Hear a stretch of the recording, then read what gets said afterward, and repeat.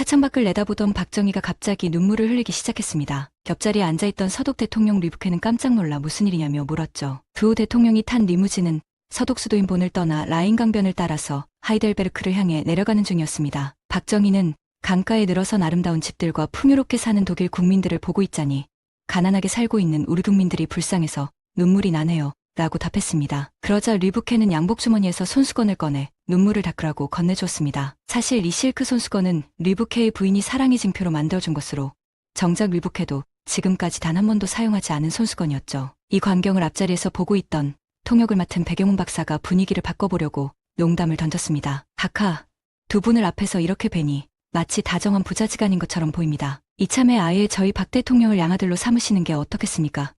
그러자 류브케가 껄껄 웃으며 좋지. 그럼 이제부터 내 아들 하게.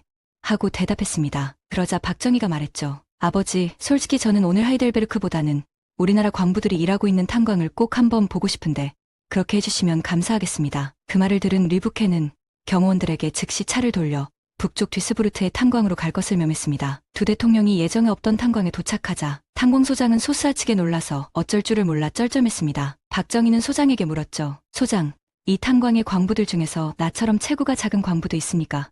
소장이 그렇다고 대답하자 그럼 내게 맞는 작업복 하나 갖다 주시겠소.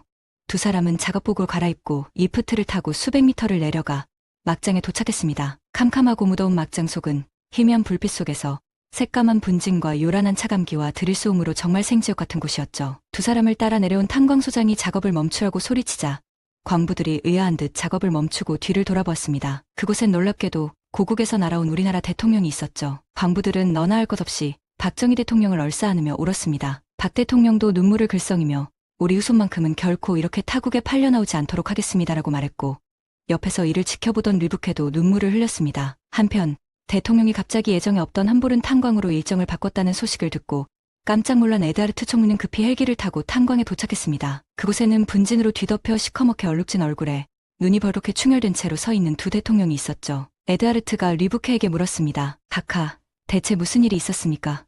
그러자 류브케가 대답했습니다. 저 밑에서 그럴 일이 좀 있었어. 그리고 이 박정희는 이제부터 내 양아들이니 그리 알게나. 자초지종을 들은 에드하르트 총리는 박정희에게 깊은 감명을 받았고 강요회의를 긴급 소집하여 의원들을 설득했습니다. 여러분, 박정희는 그저 권력을 잡기 위해 쿠데타를 일으킨 것이 아니라 진정으로 국민을 생각하는 지도자인 것 같습니다. 이야기를 전해들은 의원들은 삭감했던 한국에 대한 차관을 원한대로 지급하는 걸 만장일치로 찬성하였고 그 차관이 우리나라 경제개발 5개년 계획을 성공적으로 이루는데 커다란 밑거름이 되었습니다.